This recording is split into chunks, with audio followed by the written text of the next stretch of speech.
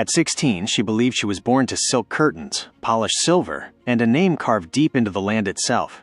She had never worn shackles, never slept on dirt, never been counted. But on a humid southern evening, when cicadas screamed louder than the truth, she overheard a sentence that would erase her entire life. She doesn't know she was born in the slave quarters. By morning, the plantation would look the same. By nightfall, nothing would ever feel real again. Because the greatest horror wasn't what she was told.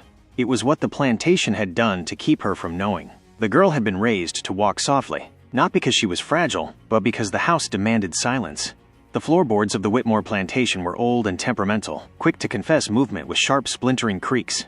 From the day she learned to stand, she was taught how to step, heel first, then toe, weight distributed evenly, the way ladies were meant to move through history without leaving marks. Her name was Eleanor Whitmore. At least that was the name sewn into her dresses, spoken by tutors and engraved inside the family Bible. Eleanor belonged to the big house, to the shaded veranda and the rooms that smelled of lavender, candle wax, and secrets polished until they gleamed.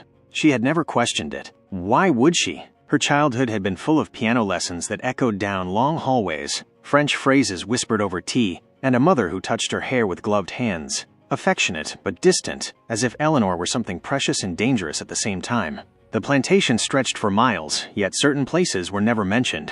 Beyond the magnolia trees, past the fields where rows of enslaved people bent beneath the sun, there were paths Eleanor was told not to follow. The warning was never cruel. It was always gentle. That isn't a place for you, my dear. As if danger itself respected class. Eleanor accepted these boundaries without resistance. She believed the world had been carefully arranged, like the furniture in the parlor. Some things were meant to be seen. Others were meant to stay where they were. And then there were the mirrors. No matter how many dresses she wore or how carefully her hair was arranged, Eleanor avoided them. There was something unsettling in her own reflection, a familiarity that felt misplaced, like recognizing a face you weren't supposed to know. Her eyes were darker than her parents'. Her skin, though pale enough to pass unquestioned, carried an undertone no one discussed.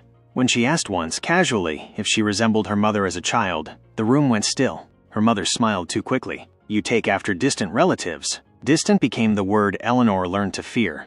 The truth began to surface on a night thick with summer heat. The house was restless. Servants moved quietly, doors closed with deliberate care, and voices dropped to whispers whenever Eleanor entered a room. She retired early, but sleep refused her. The air felt heavy, as if the walls themselves were holding their breath. Sometime after midnight, she heard voices. Her name. She rose from bed barefoot, the wooden floor cold beneath her feet, and followed the sound toward the back hall, a place rarely used by the family.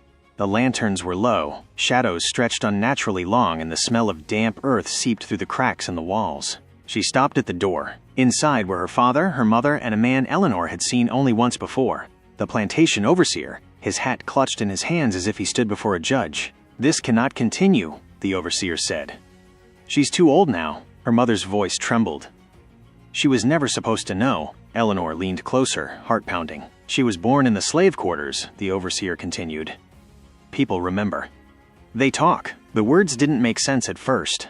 They passed through her like smoke, intangible and unreal. Born in the slave quarters. Her father spoke sharply.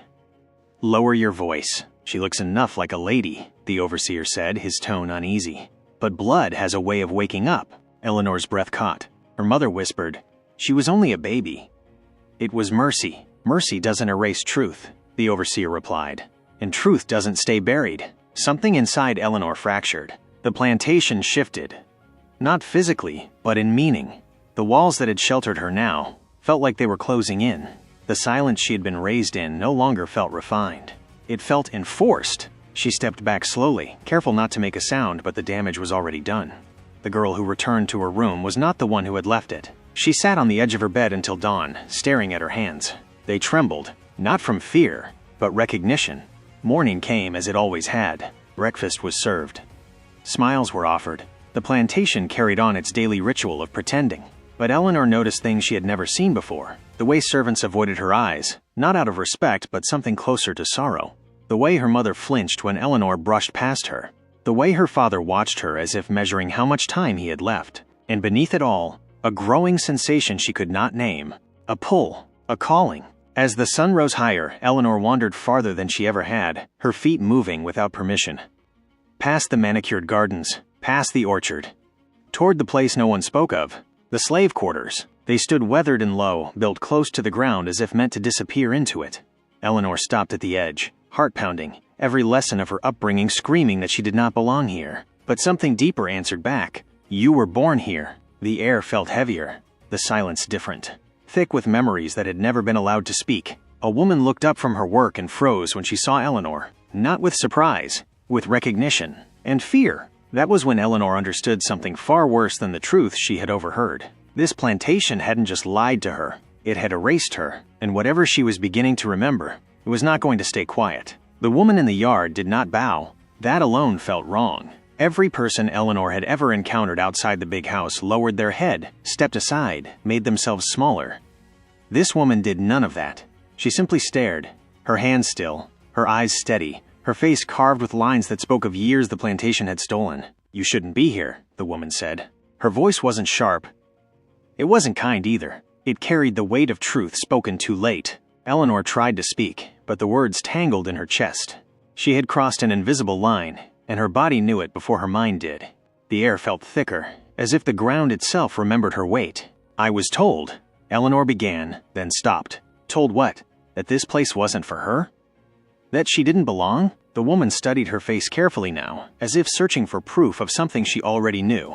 They gave you a name that wasn't yours, she said quietly. Didn't they? Eleanor felt dizzy. My name is Eleanor Whitmore. The woman's mouth tightened. That's the name they dressed you in. A door creaked open nearby. Other figures appeared, men, women, children, all pausing mid-task to look at her. None of them looked confused. None of them looked curious. They looked resigned, as if they had been waiting for this moment longer than Eleanor had been alive. The woman introduced herself as Miriam. She did not offer a hand. She did not smile. She simply turned and walked toward one of the cabins, expecting Eleanor to follow. And Eleanor did. Inside, the air smelled of old wood, damp soil, and something faintly metallic, like blood that had been scrubbed but never truly removed. Light filtered through cracks in the walls, slicing the room into uneven shapes. Miriam reached beneath a loose floorboard and pulled out a small bundle wrapped in cloth. Your mother, she said, unwrapping it slowly, was named Rose. Eleanor's breath caught. She worked the fields until her back gave out. Then they moved her to the house. Laundry, polishing. Quiet work. Miriam unfolded the cloth completely. Inside was a tiny scrap of fabric. Yellowed, frayed, unmistakably handmade. I held you when you were born, Miriam continued. Right here. Eleanor's knees weakened. You're lying, she whispered. Miriam met her gaze without hesitation. They always say that first. The world Eleanor had known began collapsing, not violently, but carefully, like a structure designed to fall inward so no one outside would notice. They took you, Miriam said. The night you stopped crying. That's how we knew. Babies don't stop crying like that unless something changes. Eleanor clutched the edge of the table. My parents are not your parents. The words landed like a verdict. They lost a child years before you were born, Miriam went on. A daughter. Fever. Took her in 3 days. They buried her under the oak by the river. Eleanor remembered that oak, the place she had been forbidden to approach. They couldn't have another, Miriam said. And when Rose died in childbirth, they saw their chance. The room felt smaller. They raised you as their own, Eleanor whispered. They raised you as a solution. Silence pressed in from all sides. Miriam reached out then, hesitating, as if touching Eleanor might undo something long settled. You were never meant to know, she said. That was the bargain. We kept quiet. They kept you alive. Alive. Not free. Not whole. Just alive. When Eleanor returned to the big house, nothing felt solid. The walls seemed thinner. The portraits watched her differently. She noticed how many faces stared out from gilded frames, men and women with stiff postures and hollow eyes. She stopped in front of one she had passed 1,000 times. A woman in a pale dress sat rigidly, hands folded in her lap. Something about the hands felt wrong. They were too tense. Fingers curled inward slightly, knuckles pale, as if gripping something invisible. Eleanor leaned closer. There, barely visible, a faint scar on the wrist. A scar identical to the one Eleanor had discovered on her own arm years earlier and been told was nothing. Her heart began to race. She moved from portrait to portrait. Scar. Scar. Scar. Generation after generation. Women with the same eyes. The same hands. The same subtle mark of ownership disguised as heritage. Her reflection appeared faintly in the glass. She belonged to this wall, not as a daughter, but as a pattern. That night, Eleanor dreamed for the first time. Not of dances or music or soft gardens, but of dirt pressing against her skin. Of voices chanting prayers she did not understand. Of hands lifting her from the ground while another pair tried desperately to hold on. She woke, gasping, nails digging into her mattress. From somewhere beneath the house she heard singing. Low. Rhythmic. Familiar. Not a lullaby. A morning song. And for the first time, Eleanor understood something terrifying. The plantation had not raised her to be a lady. It had raised her to replace something. And whatever role she had been born into, it was not finished with her yet. Eleanor did not go to breakfast. No one came to check on her. That, more than anything, confirmed what she was beginning to understand. The house had rules, but care was not one of them. She wandered the corridors instead, barefoot against the cold floors, tracing the seams in the walls as if they might open and confess. The house felt awake now. Every step echoed too long. Every door breathed when she passed it. She stopped outside a narrow hallway she had never entered. It had always been locked. Now it stood open. The air beyond it smelled different. Older, trapped, like something sealed away without permission to rot. At the end of the hall was a door no larger than a pantry, its handle worn smooth by generations of hands that did not belong to Eleanor's family. Inside, shelves lined the walls. Boxes. Ledgers. Cloth-wrapped bundles. Records. She opened the first book. Names filled the pages, written in careful ink. Births. Deaths. Transfers. Notes in the margins that reduced lives to measurements and losses. Then she saw it. A list titled simply, Houseborn. Her fingers trembled as she turned the page. Girls. Always girls. Each entry included a birth date, a description, and a single phrase written in the same hand, repeated endlessly across decades. Suited for the house, Eleanor's name was at the bottom, not crossed out. Not marked complete. Just waiting. She heard footsteps behind her. Not rushed. Not hidden. Certain. Her mother, no, Mrs. Whitmore, stood in the doorway, face composed, hands folded perfectly in front of her. You weren't meant to see that, she said. Eleanor turned slowly. How long did you know? Eleanor asked. Mrs. Whitmore tilted her head, as if the question itself were childish. I was told on my wedding night, she replied. Just as my mother was. And hers before that. You let them take me. They gave you everything. They gave me a cage. Mrs. Whitmore stepped closer, her voice lowering. They gave you purpose. The word made Eleanor recoil. You were never meant for the fields, Mrs. Whitmore continued. You were spared, protected, prepared. For what? Eleanor demanded. Mrs. Whitmore hesitated. Just for a moment. For continuation. That night, Eleanor followed the singing again. It came from beneath the house, from the old cellar no one ever used. She lifted the hidden latch beneath the rug and descended the narrow stairs, each step creaking in protest, as if warning her away. The cellar was not empty. Candles burned in a wide circle. Women stood within it, some young, some old, their faces familiar in a way Eleanor couldn't explain. They all bore the scar. In the center lay a cloth-covered shape. Miriam stood nearest it. You came, she said softly. I didn't choose to, Eleanor replied. No, Miriam agreed. But you're here now. The cloth was pulled back. Not a body. A cradle. Empty. Miriam's eyes darkened. They've done this before, she said. Raised a girl apart. Fed her silken lies. Told her she was chosen. For what? Eleanor whispered. Miriam stepped closer. To keep the bloodline obedient. The women closed in slightly, not threatening. Protective. They teach the houseborn to love the house, Miriam continued. To defend it. To inherit it. Eleanor's breath shook. And when they refuse, Miriam's voice hardened. They disappear. Eleanor understood then. The portraits. The oak tree. The silence. None of it was history. It was rehearsal. She was not meant to escape. She was meant to become the next face on the wall, and the house was waiting for her to decide. Eleanor did not return to her room. She remained in the cellar long after the candles burned low, listening to the women breathe, watching shadows crawl across the stone walls like memories that refused to stay buried. No one spoke of escape. That silence said everything. When dawn came, Miriam led Eleanor outside before the house could wake. Fog clung to the ground, thick and sour, wrapping the plantation in a false mercy. They stopped beneath the oak, the forbidden oak. Its roots rose from the earth like knotted fingers, breaking the surface as if the soil itself had rejected it. Eleanor had always been told the tree was old, dangerous, cursed by lightning. That was the lie meant for children. Miriam knelt and brushed aside the leaves. The ground dipped unnaturally, forming a shallow depression no rain ever filled. This isn't a grave, Miriam said. It's a marker. She pressed her palm into the earth. The house doesn't bury what it plans to reuse. Eleanor swallowed. Miriam continued, voice low. When a house-born girl refuses, they erase her, not with death. With forgetting. The air felt colder. They change the records. They remove the portrait. They tell the next girl she was always alone. Eleanor's chest tightened. How many? She asked. Miriam did not answer. She didn't need to. That afternoon, Eleanor was summoned. Mrs. Whitmore waited in the sitting room, sunlight cutting harsh lines across her face. You've been spending time where you shouldn't, she said. Eleanor remained standing. I know what I am, Eleanor replied. Mrs. Whitmore smiled faintly. You know what you've been told. I know what you took. That implies ownership, Mrs. Whitmore said calmly.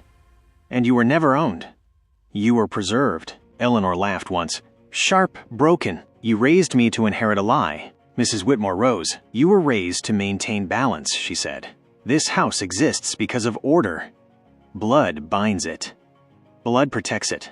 Blood enslaved it. Mrs. Whitmore's hand struck the table. Do not speak their language to me, she snapped. I have paid the cost of this house just as much as they have. Eleanor saw it then. The truth beneath the silk. Mrs. Whitmore was not a villain. She was a survivor who had learned to call her chains tradition.